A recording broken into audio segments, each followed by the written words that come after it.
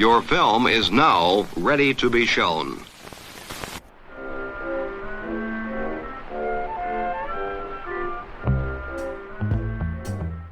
Good morning. I'm Justin Hendrix, editor of Tech Policy Press, a nonprofit media venture intended to provoke new ideas, debate, and discussion at the intersection of technology and democracy. But we have a lot of responsibilities too. Ro and I. I'm sorry. You're living with that in real time right now. This is ridiculous. It is the day after Trans Day of Visibility. We have had dozens of trans people die this year because of the hate and lies that you are spreading. And if we want an internet, are we building an internet with free speech for everyone or just the privileged few? Are you going to stand up for the lives of trans people, black and brown people? Are we fighting for justice or are we fighting for big tech? We respect freedom of speech. God loves him, I love That's him, right. but his penis isn't going to be in my bathroom. So, at any rate, but we have a responsibility. If you're pro-man watching me undress in a dressing room, you're part of the problem. But we're here to talk about the internet, and Ro, being a progressive Democrat. What you just heard was a clip of an incident that occurred at a November 21st conference called the Summit of the Future of the Internet, which was hosted by Project Liberty, an organization founded by the billionaire Frank McCourt that says its goal is to, quote, enable people to take back control of their digital lives by reclaiming a voice, choice, and stake in a better internet, unquote. Project Liberty invited Congresswoman Nancy Mace, a Republican from South Carolina, to join a panel with Congressman Ro Khanna, a Democrat from California, that was moderated by the media personality Charlemagne the God. Last month, Congresswoman Mace led an effort to ban transgender women from using female bathrooms at the U.S. Capitol in direct response to the election of Sarah McBride, who is set to be the first openly transgender person in Congress representing voters in Delaware. Evan Greer, director of Fight for the Future, a tech advocacy organization, took the opportunity to confront Congresswoman Mace's bigotry during the Project Liberty conference.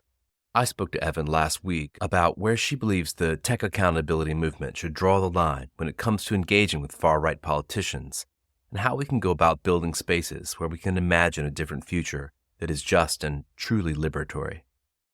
My name's Evan Greer. I'm the director of Fight for the Future, and my pronouns are she, her, if you use them.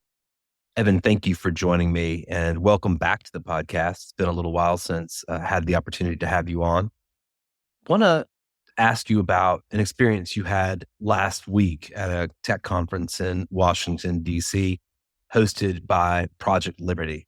Can you just start out by telling us what happened from your perspective? Yeah, for sure. So I was invited to the Project Liberty Summit on the Future of the Internet. And, it seemed like an interesting opportunity to connect with other folks in the tech policy advocacy space and other people who are involved in building interesting, decentralized, open source tools, all stuff that I'm very interested in and care quite a bit about. So I said yes. The day before the conference, I started reaching out to some of my friends and colleagues in DC to ask, hey, are you going to be at this thing? Let's meet up. And I started to notice a bit of a pattern, which was that none or almost none of my friends from civil rights organizations, racial justice groups, civil liberties organizations, LGBTQ groups, et cetera, had been invited or even seemed to know that the event was happening. And so that was the first alarm bell for me. And then a friend of mine flagged for me that Representative Nancy Mace was actually going to be one of the opening keynote speakers at this event. And of course, anyone who's been paying attention to the news knows that Representative Mace has really catapulted herself into the headlines over the last week or so by basically branding herself as the most violently transphobic member of Congress. That's been her entire brand. She has gone on a massive online harassment campaign targeting her incoming colleague, Representative Sarah McBride, who's the first transgender person elected to Congress, and has introduced or proposed legislation that would effectively ban trans women from using the bathrooms at the Capitol. And I saw this. I started chatting with some friends and other trans folks in the community and thinking through what would make sense to do, I thought about reaching out to the organizers of the conference and expressing my dismay. I was frankly surprised that that hadn't already happened, or just that there was a lot of people invited to this event. And it would have been nice if other cis folks perhaps had spoken up and said that this was just an unacceptable person to invite to an event that's supposed to be discussing a future of an internet that's for everyone. But after talking with my community, I decided that it was actually important that I take the opportunity to directly confront Representative Mace and the organizers of this event who had invited her. And really what was going through my mind was thinking about giving a voice to the people who aren't invited into these types of rooms. Because I think it's important to say clearly that the people who are most harmed by Representative Mace's bigoted and vile rhetoric are not even other members of Congress, are not people like me who perhaps are trans but run an advocacy organization. They are the folks that never get invited to a conference like this. They're low-income trans people, they're trans people of color, they're trans people in rural areas. These are the folks that experience the most harm because of this type of hateful rhetoric. And so I wanted to take the opportunity to speak up since I was invited into the room. And it's my job to be a rabble-rousing activist, so I'm not going to get fired from my job for speaking up. And so I went to the conference. I got a chance to, meet with some, good folks ahead of time. And when Representative Mace started speaking, she immediately launched into basically complaining about the online backlash that she has received for launching this harassment campaign. And so I stood up and I spoke out. I said that I thought it was ridiculous that we were here listening to her. In my adrenaline rush, I said it was the day after Trans Day of Visibility. I actually meant it was the day after Trans Day of Remembrance, and that it was a day where we had remembered the fact that dozens of trans people have died just this year due to violence. And that violence is directly correlated with the type of hateful rhetoric that Representative Mace is speaking. And then I addressed the audience and asked them, are we here talking about a future of an internet that has free expression and safety and human rights for everyone, including trans people, including Black and brown people? Or are we talking about an internet that's really for the privileged few? And that was about all I had time to get out before I was escorted out of the room by security. And, which I fully expected would likely happen. I did not expect a high-level staffer from Project Liberty to put his hands on me, which did happen. But for me, I want to be clear that I didn't do this act of protest to try to convince bigots like Nancy Mace to stop being bigots. I did it to spark a much-needed conversation within the tech policy and philanthropy space about what our strategy is going to be going into these next 4 years. And I think there are some within our community that are all too ready and willing to cozy up to bigots and authoritarians and wannabe fascists in pursuit of quote unquote common ground, as long as those people claim to be, quote unquote against big tech or calling for regulation, when the reality is that these people have diametrically opposed values to ours and are not fighting for the same things that I hope we're all fighting for. And so for me, this was about calling that question and saying, are we going to work with people who do not believe in basic human rights for everyone? Or are we going to draw a line in the sand and build a meaningful movement that can resist the role that technology will play in carrying out human rights violations and carrying out the authoritarian agenda of the incoming administration and Congress?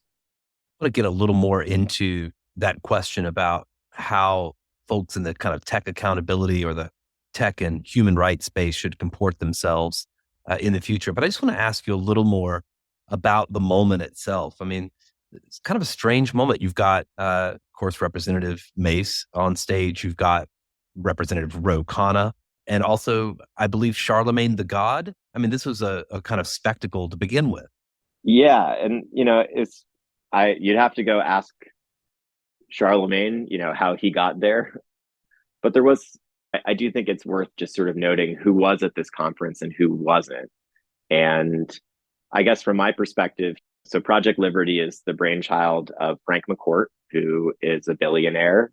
He's probably best known for launching a bid to purchase TikTok. And like I said in the piece that I wrote about this, I think Frank and the team that he's assembled largely have their hearts in the right place. I think they care about a lot of the same things that I care about in terms of being concerned about big tech companies, being concerned about surveillance capitalism as a business model, being concerned about centralization, monopoly power. But in the end, you also kind of see this conference is like the conference that one billionaire pulled together based on who he thought needed to be in the room having a conversation about the future of the internet. And I think the attendees reflect that. There certainly was a fair amount of flash, celebrities like Charlemagne the God, lawmakers, etc. But as I mentioned previously, it was very noticeable to me who was not in the room, particularly folks from the civil rights community who have really been on the forefront of fighting on some of these tech policy issues. And I just don't think that you can actually have a real conversation about the future of the internet if you mean a future of the internet that's going to be truly democratic, truly accountable to the communities that have been most impacted by technology and the rules governing it, if you don't have strong representation in the room from organizations that actually represent those impacted communities. Having Charlemagne and Ro Khanna and Nancy Mace open the conference, I think was an interesting choice. And what I'll also say is, I think it was particularly upsetting to me that Representative Nancy Mace was there. There are lots of members of Congress who I vehemently disagree with on a wide range of issues, but who I could have a substantive, policy-focused debate with. As I wrote in my piece, I am not a big fan of Marsha Blackburn. I think that she has been wrong on almost every policy issue that has come across her desk. She and I could have a substantive debate about something like Section 230 or the Kids Online Safety Act. We would strongly disagree. These are issues that she has worked on extensively for years. Representative Nancy Mace does not have a strong background in tech policy. To my knowledge, she has one or two bills that she's put her name on this issue area. She has made vague remarks about big tech and tacit support for the cryptocurrency industry, but she is not a serious player in these tech policy debates. She didn't have anything particularly meaningful or substantive to add to this conversation. And it felt like she was really there for the sole purpose of throwing a bone to the far right and showing the incoming administration and its cronies that, yeah, we're all willing to work together and find common ground at a time when, from my view, doing so, and in this case, clearly doing so, involved throwing a marginalized community under the bus by inviting someone who has spent the last several weeks using their bully pulpit to bully one of the most vulnerable communities in our country and inviting them to this conference where they didn't have anything particularly substantive to add. That basically, to me, suggests we are willing to throw trans people under the bus if it means we can curry favor with this administration toward some specific goals that we have. And I don't think that's acceptable. And I think it's important that we as a community, if we're truly fighting for justice, if we're truly fighting for technology to be a force for liberation and a tool for social movements, rather than technology being a force for tyranny and exploitation and greed, then it's important that we be clear about where we stand and that we refuse to throw marginalized people under the bus in pursuit of policy goals or regulatory goals. So as you say, this is going to be a difficult patch for folks who have to make decisions about who to engage with earnestly and who to recognize as fundamentally outside of the realm of negotiation on certain things. Fight for the Future, for instance, has said recently that folks like Federal Communications Commissioner Brendan Carr would be a disaster, at least from your perspective on tech policy. So that would be a principled position that Fight for the Future would take based on policy. I'm not aware of Brendan Carr engaging in actively bigoted statements, but it's very hard sometimes to distinguish when you start to look across the Republican Party and the MAGA movement at this point, who is willing to engage in the type of bigotry that NACE espouses and who is willing to draw a line. It's a very hard thing to do. Is there, I don't know, some way that you think about this or some way that we can go about thinking about how to engage in politics over the next bit? Yeah, I mean, look, Fight for the Future, our background and our expertise has always been in grassroots mobilization. So, getting ordinary people mobilized to have a voice in Washington, D.C.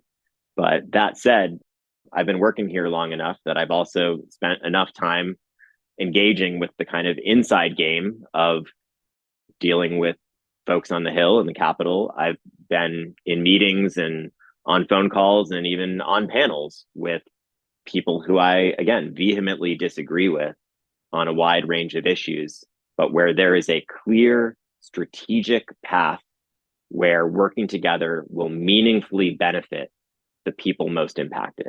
And to me, that's what it's all about. This is not about some purity contest of I can't shake hands with someone because they're too gross. It's about what are we accomplishing? What is our goal? And if there is a clear path toward achieving something that meaningfully benefits the lives of marginalized people, that meaningfully advances human rights, and getting there involves having some conversations with people who I really despise, look, I'm all about getting things done. What I think we should refuse to do is kowtow, capitulate, cozy up to, or otherwise try to curry favor with powerful people and institutions just for the sake of having a shot or a seat at a table that, frankly, we shouldn't even be sitting at. And so I think if someone has a clear path and a strategy for ending the role that facial recognition will play in carrying out mass deportations, and they think they need to talk to some Republican lawmaker with crappy LGBTQ politics to get it done, go forth. Godspeed. I will not tell you to knock it off, because that would meaningfully benefit people. That would meaningfully change the conditions for people that are going to be on the receiving end of the bulk of harm and suffering caused by this incoming administration. I think it's important that we be pragmatic, but I also think it's important that we don't throw people under the bus to not even achieve anything, which I think is often what we've seen. Platforming someone like Representative Mace at this conference is not going to convince the incoming Trump administration to not leverage technology to carry out their human rights abuses. It's not. That's not going to accomplish the goals that we're talking about here. And so I think for me, that's really what it's all about. I think we as a movement need to get really clear on what we're trying to accomplish and whether cozying up to these type of people is actually going to help get us there. And frankly, I just don't think it is. Fight for the Future and many other organizations are looking at ways that we can mobilize at the local and state level to enact strong policies to at least throw some sand in the gears and reduce the harm of tech-enabled human rights abuses under this incoming administration, and to fight back against some of the types of regressive policies we expect will be coming out of this incoming Congress. There are ways that we can pressure companies to change their policies, even as the government is perhaps inept or unwilling to act. There are things that we can do, but in the end, we need to be asking ourselves, are we building power for the people who are most impacted by these issues? Are we building a movement that can bring forth the type of world and the type of internet that we all want to have? Or are we capitulating to people who want a world that's very different and want a world where technology is a force for control rather than a force for good. Sometimes I think about the words involved in things. I suppose as an editor, I look at words, a lot. The word liberty stands out to me in this context, a kind of irony that this incident occurred under the banner of liberty. But another word it did unfold under is the future. This was a summit on the future of the internet. And you, of course, work for an organization which calls itself Fight for the Future. I find myself lately thinking a lot about how we do build spaces to imagine the future and how rare it is, it seems to me, to find a space that, truly can separate from our current politics, our current kind of understanding of the tech industry, how tech works, can truly imagine a liberatory future, a future that's more just and more sustainable. Yeah, absolutely. And I think you mentioned imagination there too. And so much of my work and our analysis at Fight for the Future is informed by the writing and research of predominantly Black women academics, and particularly those that have written about police and prison abolition. And I always constantly, when I'm thinking about these questions around big tech and the future of technology, I think about Angela Davis, who wrote about our kind of deficit of imagination, our inability to imagine a world without mass incarceration as a practice, when the reality is mass incarceration is something that's only existed for a blip in the timeline of human history. And the same is true for Instagram and Meta and YouTube and Apple and Google and this small handful of companies that have positioned themselves as the internet. The same is also true for this kind of small handful of billionaires who are vying to reshape technology in their image. And whether those are more well-intentioned, more progressive leaning billionaires or folks like Elon Musk on the other end of the spectrum, I do think we have to ask ourselves, are we stuck imagining we could have this kind of internet run by these types of billionaires or this other type of internet run by these other types of billionaires, and those are the only choices that we have?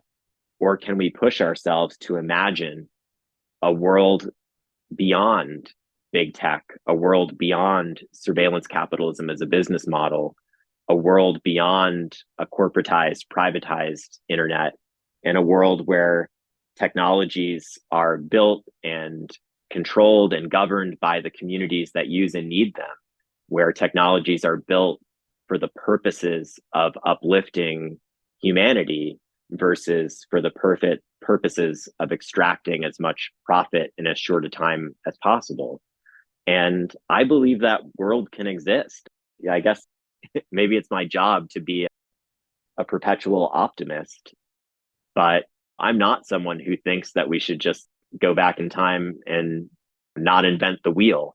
I actually do believe that technologies, including social media, can be empowering, but only if we can unlock ourselves from the tether of only being able to imagine what we have now, or perhaps what we have now with a few more guardrails in place, or what we have now with slightly less bad content or slightly less data harvesting.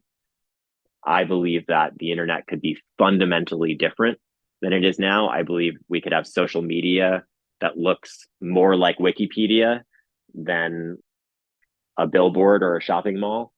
And I think there are folks that are out there doing that work and trying to build that world right now.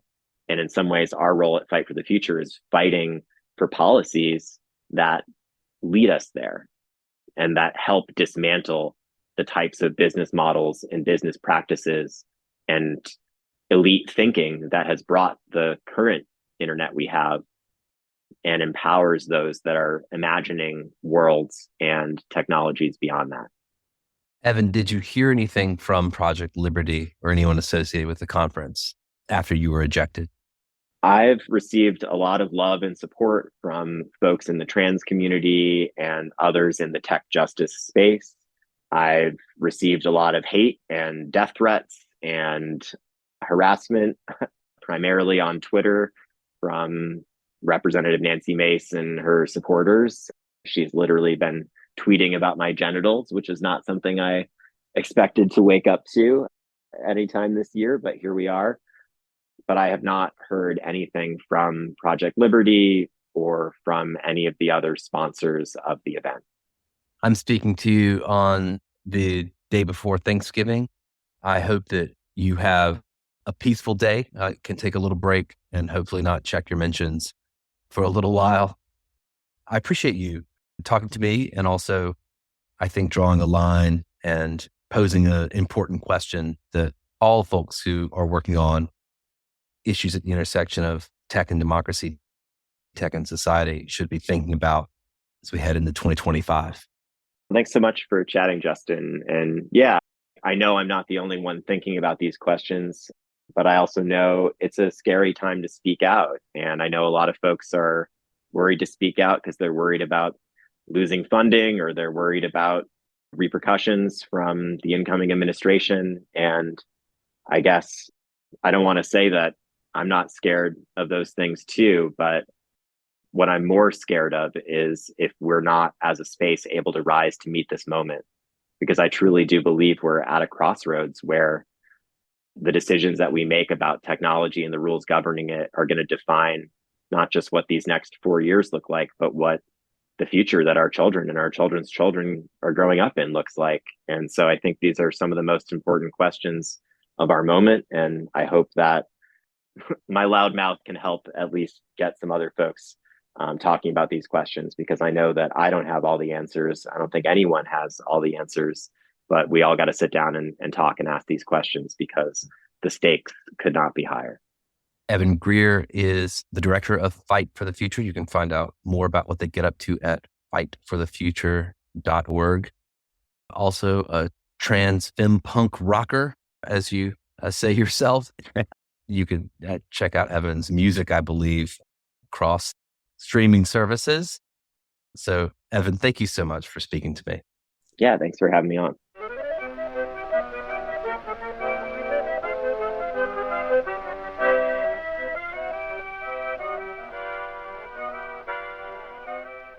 That's it for this episode. I hope you'll send your feedback. You can write to me at justin@techpolicy.press. Thanks to my guest. Thanks to my co-founder, Brian Jones. Thank you for listening.